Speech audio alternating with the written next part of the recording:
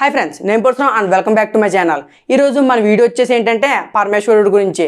అసలు పరమేశ్వరుడు ఎప్పుడైనా ఏవైనా యుద్ధాల్లో ఓడిపోయారా లేదా అనేదే ఈరోజైతే మన టాపిక్. మీరు ఈ వీడియో స్టార్టింగ్ కొంచెం చూసి ఒక డెసిషన్కి అయితే రాకండి. ఈ వీడియోని ఎక్కడ స్కిప్ చేయకుండా చివరి వరకు అయితే చూసి అలాగే మీ ఫ్రెండ్స్ అండ్ ఫ్యామిలీతో కూడా మన వీడియోస్ని అయితే షేర్ చేయండి. ఎందుకంటే నాకు మీ లవ్ అండ్ సపోర్ట్ అయితే ఎప్పటికీ కావాలి.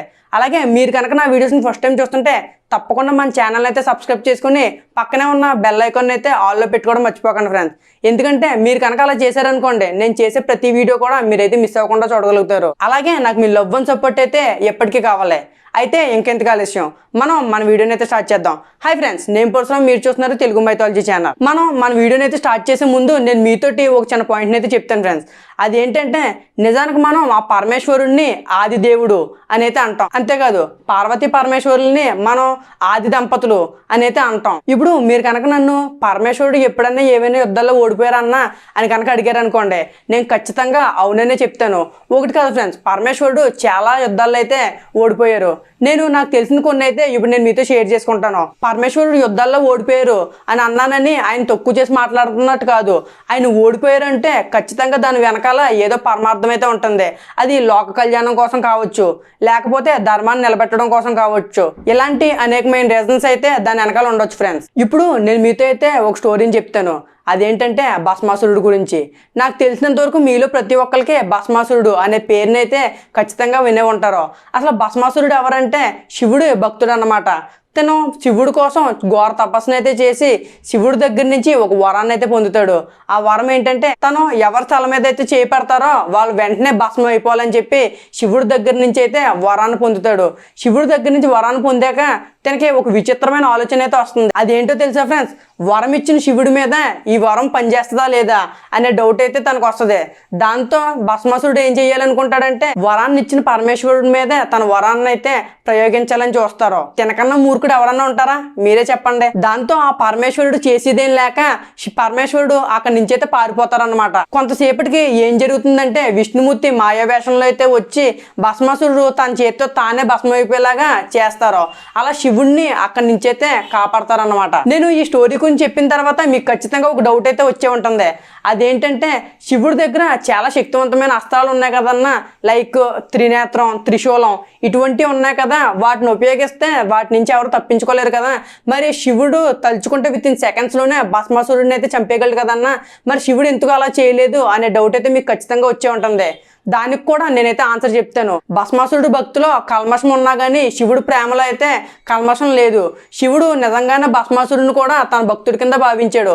తన భక్తుడిని తన చేతితో తానే ఎలా చంపుకుంటాడో మీరే చెప్పండి.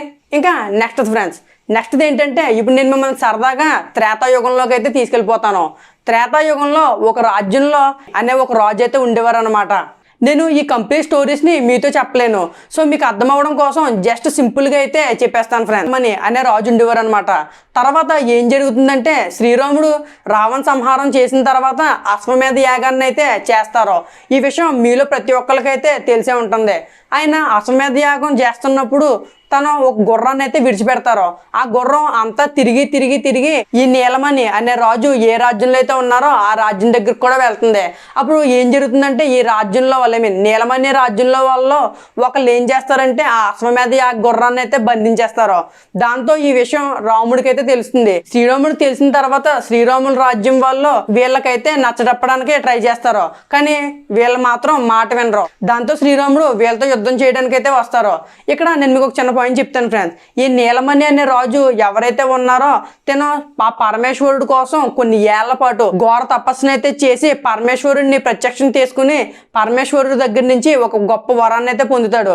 ఆ వరం ఏంటి తెలుసా, వీళ్ళకి ఎప్పుడైనా ఆపద వచ్చినప్పుడు లేదా పొరుగు రాజ్యం వాళ్ళు వీళ్ళ మీదకి యుద్ధానికి వచ్చినప్పుడు సాక్షాత్తు ఆ పరమేశ్వరుడు వచ్చి వీళ్ళ తరపున యుద్ధం చెయ్యాలి అని అయితే వరాన్ని పొందుతాడు. సో అలా శివుడికి అలాగే శ్రీరాముడికి మధ్యన యుద్ధం అయితే స్టార్ట్ అవుతుంది. ఒక పక్క ఉన్నది శ్రీరాముడు, అలాగే మరొక పక్క సాక్షాత్తు ఆ పరమేశ్వరుడు. శ్రీరాముడు ఏం చేస్తాడంటే తన దగ్గర ఉన్న అస్త్రాలన్నింటినీ కూడా ఒక్కొక్కటిగా ఆ పరమేశ్వరుడి మీద అయితే ప్రయోగించడం స్టార్ట్ చేస్తారు. కానీ అవేమీ కూడా ఆ పరమేశ్వరుడి మీద అయితే పనిచేయవు. అలా శ్రీరాముడు తన దగ్గర ఉన్న ప్రతి అస్త్రాన్ని కూడా అలా ప్రయోగిస్తూనే ఉంటారు, కానీ అవేమీ కూడా శివుణ్ణి ఏం చెయ్యు. దాంతో ఇంక చేసేదేం లేక శ్రీరాముడు ఏం చేస్తాడంటే తన దగ్గర ఉన్న పాశుపత అస్త్రం అనే ఒక అస్త్రాన్ని ఆ పరమేశ్వరుడి మీద ప్రయోగిస్తారు. ఇక్కడ నేను మీకు ఒక చిన్న పాయింట్ చెప్పాలి ఫ్రెండ్స్. అదేంటంటే పాశుపత అస్త్రానికి ఒక రూల్ అయితే ఉంటుంది. అదేంటంటే ఎవరైనా కనుక పాశుపత అస్త్రాన్ని ప్రయోగించారనుకోండి, వాళ్ళకి ఓటమి అనేది ఉండదన్నమాట. ఖచ్చితంగా వాళ్ళకి విజయం అనేది అయితే ఖచ్చితంగా చేకూరుతుంది. శ్రీరాముడు ఈ పాశుపత అస్త్రాన్ని ప్రయోగించిన వెంటనే అది నేరుగా శివుడు గుండెల్లోకి చేరుకుని ఆయనలో అయితే లీనమైపోతుంది. దాంతో ఆ పరమేశ్వరుడు ఏం చెప్తారంటే, నేను నీ అపరిమితమైన యుద్ధంతో సంతృప్తి చెందాను, నీకు ఏ వరం కావాలో కోరుకో అని అయితే చెప్పి అక్కడి నుంచి ఆ పరమేశ్వరుడు అయితే మాయమైపోతారు. ఇంకా నెక్స్ట్ ఏంటంటే శివుడికి విష్ణుమూర్తికి కూడా యుద్ధం అయితే జరిగింది. ఈ విషయం అసలు మీలో ఎంతమందికి తెలుసు?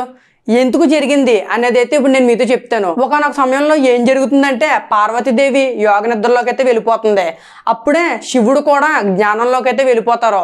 శివుడు తన బాధ్యతలన్నింటినీ ఇలా వదిలేసి జ్ఞానంలో ఉంటే ఈ విశ్వం అంతా అల్లకల్లోలం అయిపోద్ది అని చెప్పి దేవతలందరూ చాలా భయపడి ఏం చేస్తారంటే విష్ణుమూర్తి దగ్గరికి సలహా కోసం అయితే వెళ్తారు. నేను మీకు విష్ణుమూర్తి గురించి అసలు చెప్పక్కర్లేదు ఫ్రెండ్స్. ఆయన మాయలు మీకు తెలియనివి కాదు, అవన్నీ కూడా వేరే లెవెల్లో అయితే ఉంటాయి. ఈ లోపు ఏం జరుగుతుందంటే ఫ్రెండ్స్, వాసుకి కొన్ని పాములను తీసుకుని పాతాళ లోకం నుంచి అయితే భూమి మీదకి వస్తారనమాట. వాసుకి అంటే ఎవరో కాదు ఫ్రెండ్స్, తను ఎవరంటే పాములకి అధిపతి, అంటే పాముల కింగ్ అన్నమాట. ఇక్కడే నేను మీకు ఒక చిన్న ఇంట్రెస్టింగ్ విషయం అయితే చెప్పాలి. వాసుకి పరమేశ్వరుడికి వీరభక్తుడు మాట, అంటే పిచ్చిగా ఫ్యాన్. పార్వతీదేవి యోగ నిద్రలోకి జారుకుందని తెలిసి ఎలాగైనా ఆవిడని కాపాడాలని చెప్పి వాసుకి ఏం చేస్తారంటే కొన్ని పాముల్ని వెంట పట్టుకుని భూమి మీదకైతే వస్తారు. ఈ విషయం బ్రహ్మదేవుడికి తెలిసి బ్రహ్మదేవుడు ఏం చేస్తాడంటే ఈ విషయాన్ని చెప్పడం కోసం విష్ణుమూర్తి దగ్గరికి అయితే వెళ్తారు ఫ్రెండ్స్. ఇక్కడ నేను మీతో ఒక చిన్న విషయాన్ని చెప్పడం మర్చిపోయాను. అదేంటంటే బ్రహ్మదేవుడు ఏం చేస్తారంటే పాముల్ని పాతాళ లోకంలోనే ఉండాలి, భూమి మీద ఉండకూడదని చెప్పి ఆజ్ఞాపిస్తారనమాట. వాసుకి ఏం చేస్తారంటే భూమి మీదకైతే వస్తారు. సో ఈ విషయాన్ని తెలుసుకున్న బ్రహ్మదేవుడు ఈ విషయాన్ని విష్ణుమూర్తితో అయితే చెప్తారు. అప్పుడు విష్ణుమూర్తి ఏం చేస్తాడంటే తన భక్తుడైన గరుత్మంతుడిని అక్కడ పంపుతారు. గరుత్మంతుడు ఏం చేస్తాడంటే వచ్చిన పాముల్ని అన్నిటిని కూడా చంపేస్తూ ఉంటాడు. తను ఎలా పడతాలో పాములన్నిటిని కూడా చంపేస్తూ ఉంటాడు.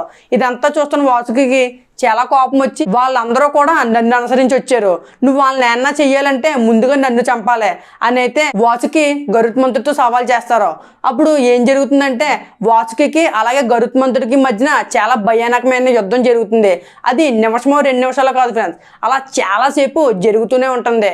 ఇంకా చివరికి గరుత్మంతుడు ఏం చేస్తాడంటే వాసుకుని తన కాళ్ళతో పట్టుకుని గాల్లోకి తీసుకువెళ్ళి నేలకేసి ఒక్క కొట్టు కొడతాడు. అంతే, ఆ దెబ్బను తట్టుకోలేక వాసుకి కుప్పకూలిపోతారు.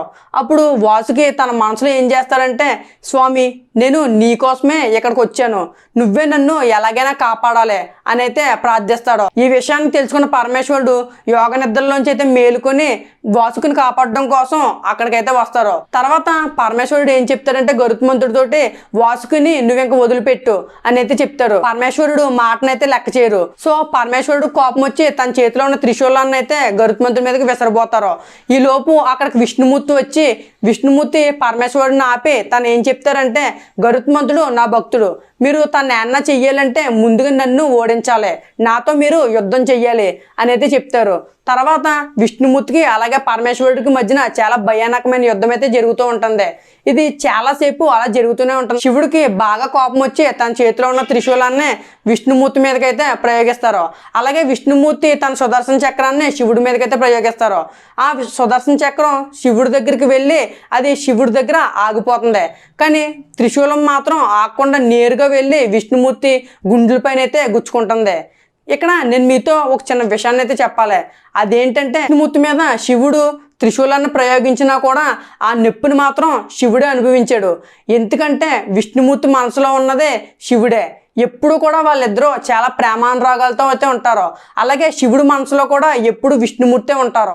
ఇక్కడ విష్ణుమూర్తి ఓడిపోయినా కూడా ఆ నొప్పిని మాత్రం అనుభవించింది ఆ పరమేశ్వరుడే. ఇంకా లాస్ట్ అండ్ ఫైనల్గా వచ్చేసి మరొకటి, అదేంటంటే పరమేశ్వరుడికి అలాగే పార్వతీదేవికి కూడా యుద్ధం అయితే జరిగింది.